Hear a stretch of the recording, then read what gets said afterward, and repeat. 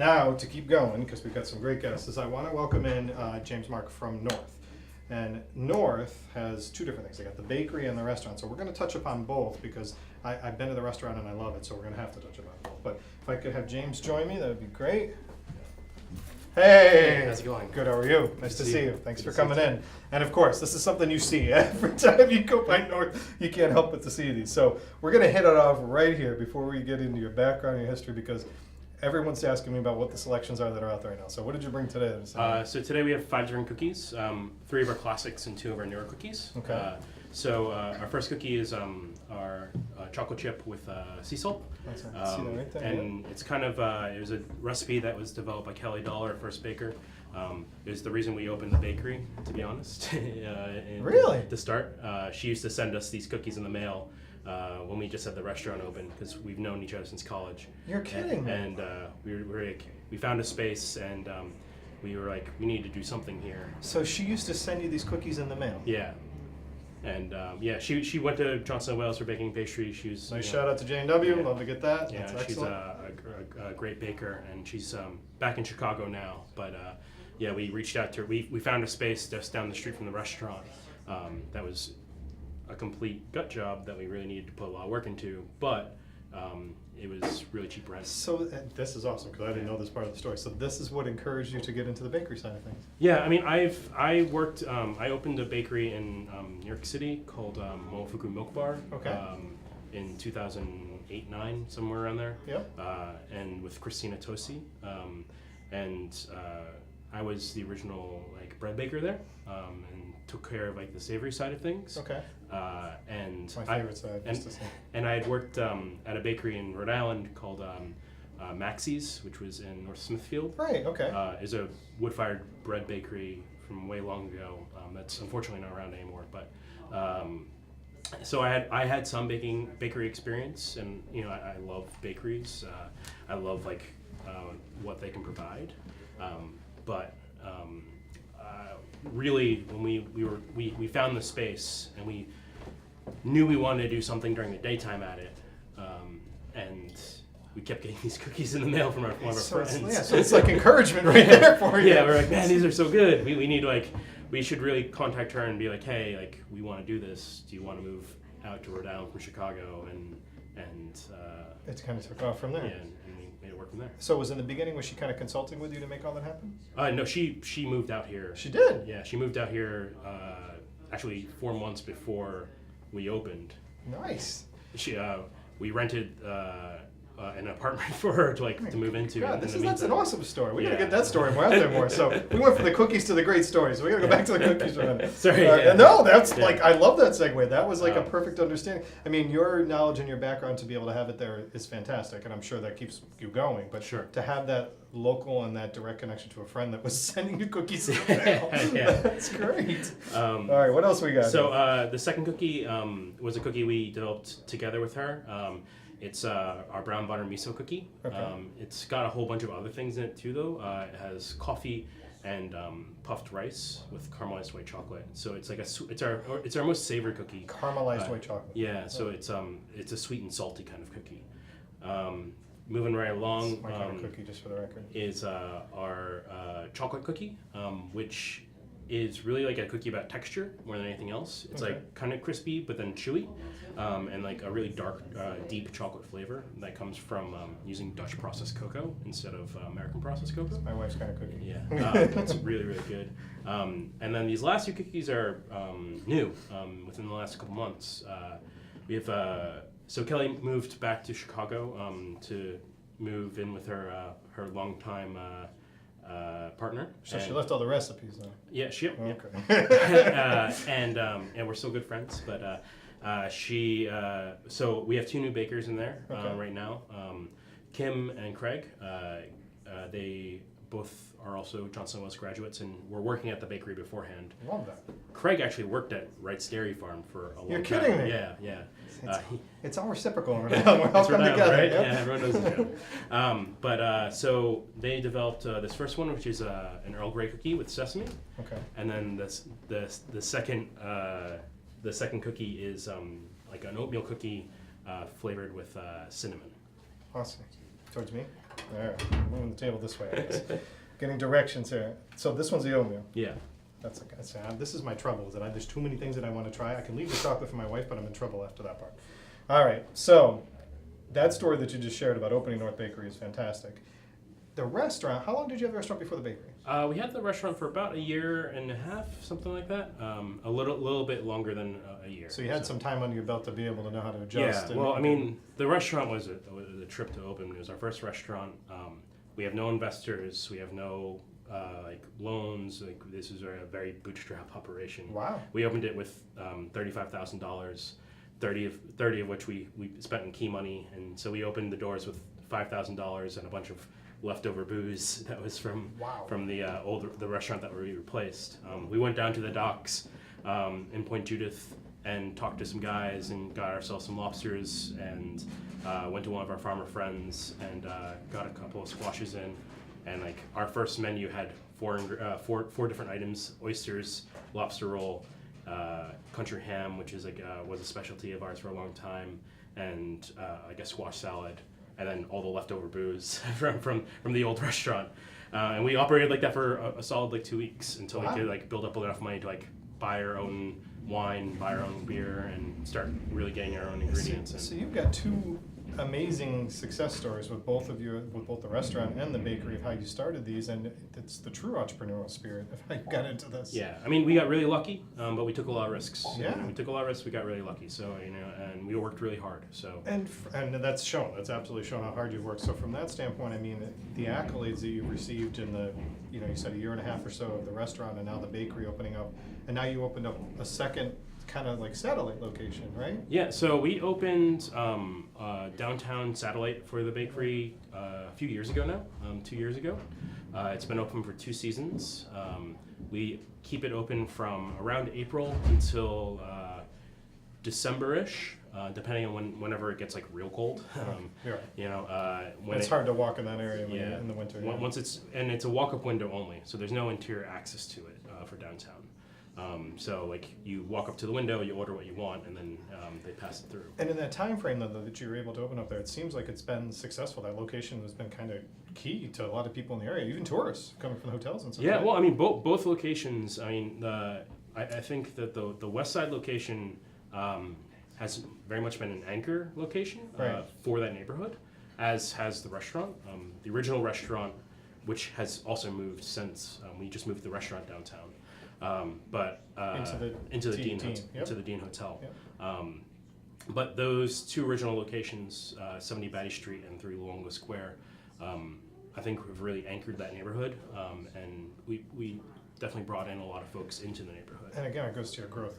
The new move that you just had to get into the Dean and go in there, it's a long way going from how you started the restaurant. Yeah, I mean, the Dean is are great partners, and we've known them for a long time.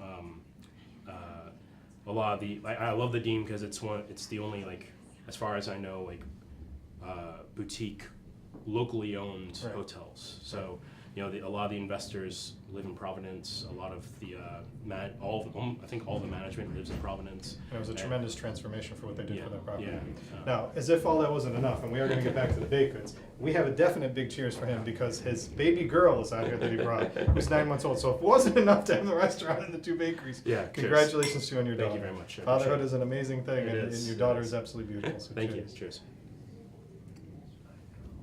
It's going to make Christmas even more special for you this year. Yeah, it's her first tree, first of the presents. We're really excited. Beautiful. So let's get to the bakery side because we got these 4 days, so to speak, for shopping to get to the Christmas side of things. Can you tell us, I mean, North is a little bit different. It's not your typical bakery. You can go in there and you can have lunch, right? Yep. And then is it dinner as well? So we stopped doing dinner because we're preparing to reopen our 3 Luongo Square location. Okay. And we have some staff that's coming off of the dinner side of the bakery and moving into our original restaurant space. Okay. So we're refocusing kind of there, but we do lunch every day. We do breakfast every day. So North is really based around being a neighborhood bakery. When we built it, we wanted it to. What I really wanted it to be was the bakery I want in my own neighborhood, because that is my neighborhood. I live a 5-minute walk away from the place. And I've lived there for 10 plus years. That's great. And that was an abandoned building our abandoned space. There were some apartments above it, but it was completely run down.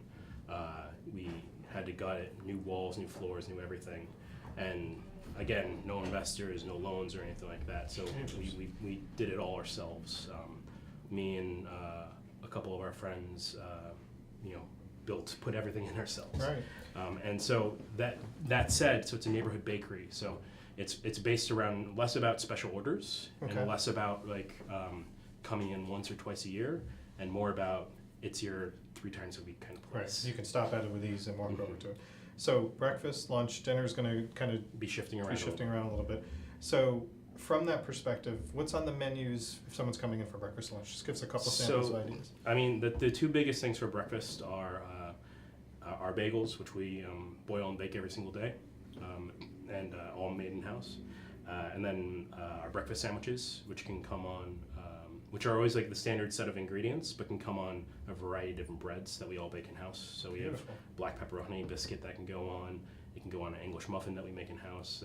The English muffins are house too? Yeah, it's a recipe that I'm particularly proud of. It's one that me and Christina Tosi at Milk Bar developed back in 2009 for a tasting menu, and we've kind of just tweaked it over the years to That's become excellent. something that's a little larger because it's Right. not one of 15 courses and No, so great for breakfast. So the bagels, the breads, the English muffins, and now is some of that stuff transitioned to being able to be used at lunch as well? Yeah, so we do a variety of different sandwiches.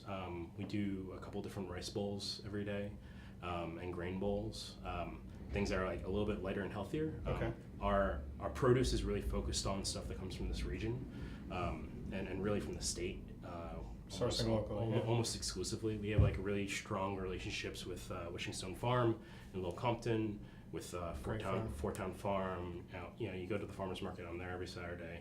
You talk to these guys. They know who we are because That's awesome. we have real relationships with them, and that goes for all our meats and things like that too. Everything's coming from Buffoni in Johnston, or Pat's Pastured in Kingston. So And that people are loving that. We kind of talked about in the beginning here too. We've talked a lot over the past about locally sourced and the commitment that Rhode Islanders are making to keep it that way.